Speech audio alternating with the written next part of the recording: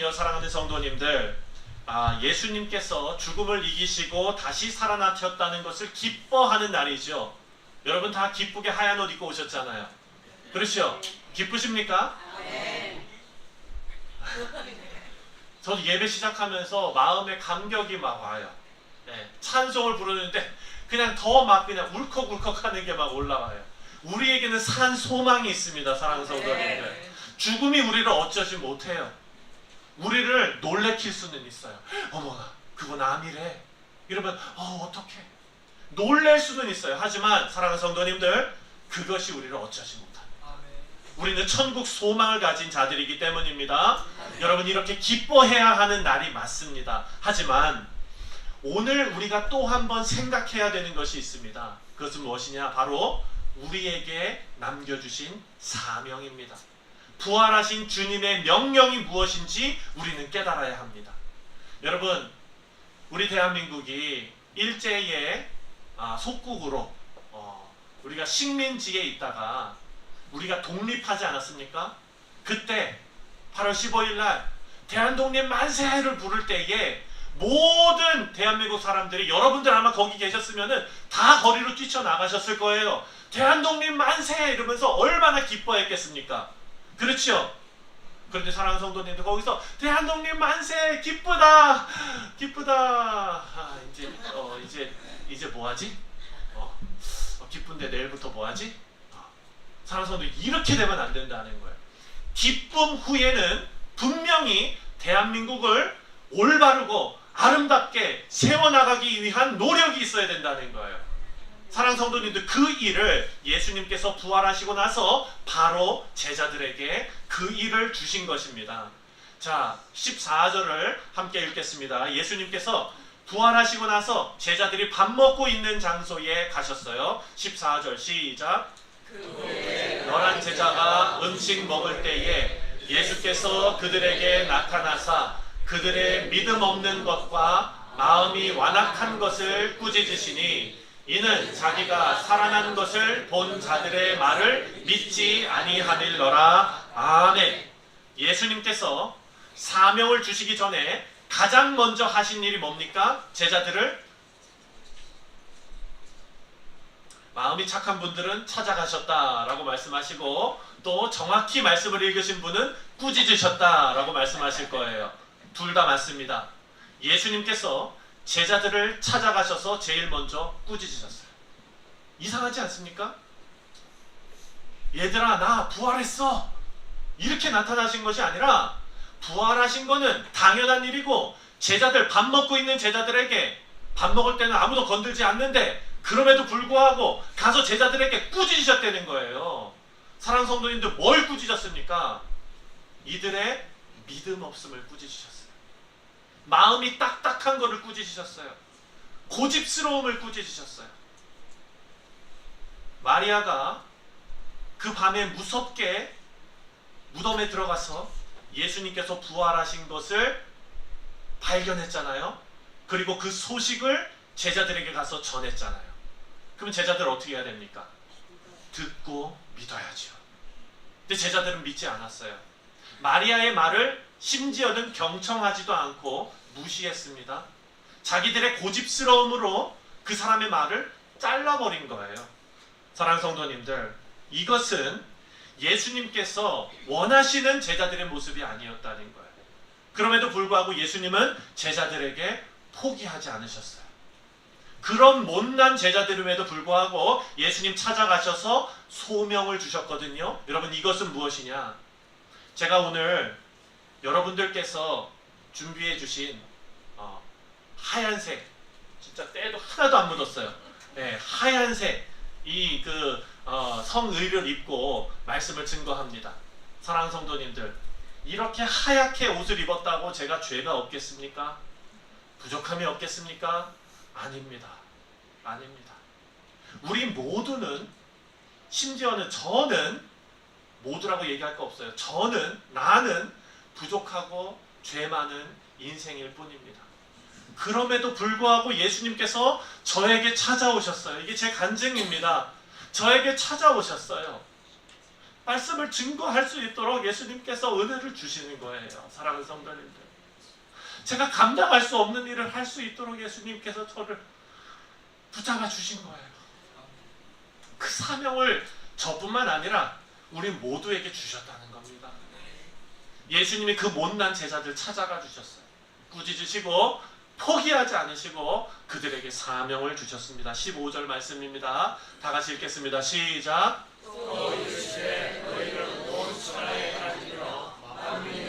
복음을 전파하라. 아멘.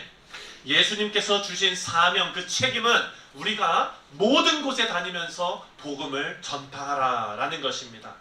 자, 예수님께서 제자들에게 이 사명을 주시기 전에 제자들에게 있어서 깨져야 될 부분들이 있었습니다. 그것이 바로 그들의 불신과 닫힌 마음이었어요. 사랑하는 성도님들, 예수님께서, 부활하신 주님께서 여러분 마음속에 있으면 우리의 마음이 열릴 줄 믿습니다. 누구든지 우리 마음속에 품을 수 있게 될 줄 믿습니다.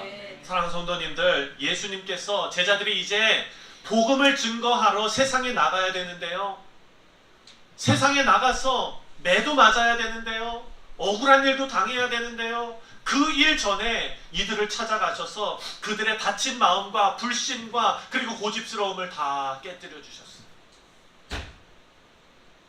이제 이들은 예수님 앞에 예수님께서 명령하신 복음을 전파하는 자들에게 복음을 증거하는 임무를 맡게 되었습니다. 그런데 성경을 보면은요, 이 일을 위해서 예수님께서 방법을 가르쳐 주셨어요. 이것은 지금까지 변하지 않는 방법입니다. 무엇이냐? 여러분, 우리는 복음을 들어야 합니다. 들음에서 믿음이 생겨납니다. 이 방법은 달라지지가 않았어요. 예수님의 말씀이, 생명의 말씀이 증거되어야 합니다. 그 말씀이 증거될 때 사람들은 그 복음의 메시지를 듣습니다. 듣는 방법으로, 들음으로써 믿음이 생기는 방법으로 예수님께서 예수를 믿지 않는 자들을 천국 백성으로 실어 나르고 계십니다. 들음과 믿음입니다. 그렇다면 이 제자들이 시작부터 문제를 만난 거예요. 왜? 이 제자들이 실패한 부분이 뭡니까? 바로 예수님을 보고 믿은 거예요. 듣고 믿어야죠. 보지 않고 믿는 자가 복되다 하지 않았습니까? 듣고 믿어야 될 거 아니에요. 사랑하는 성도님들, 생각해 보십시오. 왜냐하면 제자들이 복음을 증거해서 들려줘서 지금까지 2024년도 오늘 우리가 이 자리에서 주를 그리스도로 고백하고 있지 않습니까? 우리는 보고 믿었습니까? 듣고 믿었습니까? 우린 모두 듣고 믿었어요. 예수님을 실제로 2000년 전에 만난 사람이 여기 누가 있습니까? 아무도 없어요. 이것은 무엇을 증명합니까? 예수님께서 가르쳐 주신 이 방법대로 구원의 역사가 이루어지고 있다라는 것입니다. 사랑하는 성도님들, 그래서 이 과정에서 우리가 훈련해야 될 것이 있습니다. 바로 듣는 것입니다. 우리가 먼저 하나님 말씀 앞에 온전히 서서 말씀을 듣는 일에 전문가가 되시기를 주님의 이름으로 축원드립니다. 아멘. 목사의 설교뿐만 아니라 하나님의 말씀, 계시의 말씀을 여러분들께서 매일마다 묵상해 나가시면서 하나님의 음성이 들리는 축복이 여러분 가운데 있기를 바랍니다. 아멘. 두 번째로는요, 우리는 마음을 열고 그 메시지를 듣고 이제는 이것을 증거하는 삶을 살아야 한다는 것입니다. 사랑하는 성도님들, 이렇게 증거할 때 여러분의 능력이 나타나는 것이 아니라, 저의 능력이 나타나는 것이 아니라 하나님의 능력이 나타난다라고 약속하셨습니다. 17절과 18절을 함께 읽겠습니다. 시작. 이런 표적이 따르리니 곧 그들이 내 이름으로 귀신을 쫓아내며 새 방언을 말하며 뱀을 집어 올리며 무슨 독을 마실지라도 해를 받지 아니하며 병든 사람에게 손을 얹은 즉 나으리라 하시니라. 아멘. 자, 이 말씀을 아시겠죠? 오해하시면 안 되는 거 아시죠? 이제 여러분들 복음 증거할 때는 절벽에서 뛰어내려도 뭐 그냥 하나도 안 다치고, 뱀한테 막 물려도 뭐 멀쩡하고 이런 거 아닌 거는 아시죠? 아시죠? 그런데 사랑하는 성도님들, 이것이 맞을 수도 있다는 거예요. 맞기도 한다는 거예요. 맞을 수도 있다는 게 아니라 맞기도 하다는 거예요. 말씀에 사실적인 그 말씀, 기록된 말씀에 어떤 말씀이 나옵니까? 병자가 고침받고. 아멘. 사랑하는 성도님들, 여기에서도 그런 간증이 있으신 분들 많잖아요. 그렇죠? 하나님께서 하신 일들 간증 많으시잖아요. 실제로 우리 말씀에 사도 바울에게 어떤 일이 있었습니까? 뱀 물렸잖아요. 섬에 갔다가 불을 쬐려고 나무를 이렇게 했는데 그 나무 속에서 독사가 튀어나와가지고 사도 바울을 물었어요. 그 원주민들이 사도 바울 뱀 물린 거 보고 우리가 저 뱀 아는데, 저거 맹독을 가진 뱀인데 이제 저 사람은, 저렇게 뱀에 물린 사람은 땅바닥에 뒤굴다가 죽는데 저 사람도 죽겠지 하고 이렇게 쳐다봤는데 멀쩡하게 뱀 물렸네 하고서 뱀을 성경에 있는 그대로예요. 불에다가 툭툭툭 털어서 그냥 죽었어요. 그랬더니 원주민들이 사도 바울을 보고 뭐라 그랬습니까? 이야, 진짜 난리 났잖아요. 네, 그랬는데 그래서 사도 바울이 원주민한테 가서 그 친척들에게 또 손 얹고 기도해가지고 병도 낫고 이런 일이 있었잖아요. 사랑하는 성도님들, 이것이 하나님의 능력이 복음을 증거하는 자들에게 가로 열고 하나님의 섭리와 하나님의 때와 하나님의 방법으로 능력이 나타나게 되는 줄 믿으시기 바랍니다. 네. 이 능력은요, 사랑하는 성도님들, 우리가 연출해내서 되는 게 아니에요. 예. 제가 여러분들 가운데서 그냥 막 보여주고 이러면 여러분 여기 더 꽉 찰까요? 그렇게 속으시면 안 된다는 거예요. 미국에 예전에 어떤 목사님이 있었습니다. 뉴스에 났던 얘기예요. 미국의 어떤 목사님이 이 사도 바울에 있었던 이 일을 증명해 보이겠다고 주일날 독사를 갖고 온 거예요. 박스에 넣어가지고. 그래가지고 주일날 이 목사님이 뱀을 이렇게 집었어요. 어떻게 될게요? 물렸죠. 네, 물려서 어떻게 될게요? 죽진 않았어요. 물렸는데 사람이 쓰러져가지고 막 난리가 났더니 이제 막 그 911 불려가지고 응급실 실려가고 겨우겨우 살았어요. 사랑하는 성도님들, 하나님의 이 역사하심을 우리는 연출해내면 안 된다는 거예요. 우리가 할 일이 있습니다. 사랑하는 성도님들, 20절 말씀 다 같이 읽겠습니다. 시작. 제자들이 나가 두루 전파할세 주께서 함께 역사하사 그 따르는 표적으로 말씀을 확실히 증언하시리라. 아멘. 우리가 할 일은 뭡니까? 나가 두루 전파하는 데까지예요. 그렇게 하면 하나님께서 어떻게 하십니까? 주께서 함께 역사하사 따르는 표적으로 말씀을 확실히 증언하시니라. 사랑하는 성도님들, 저는 입술이 어둔한 자일 수 있습니다.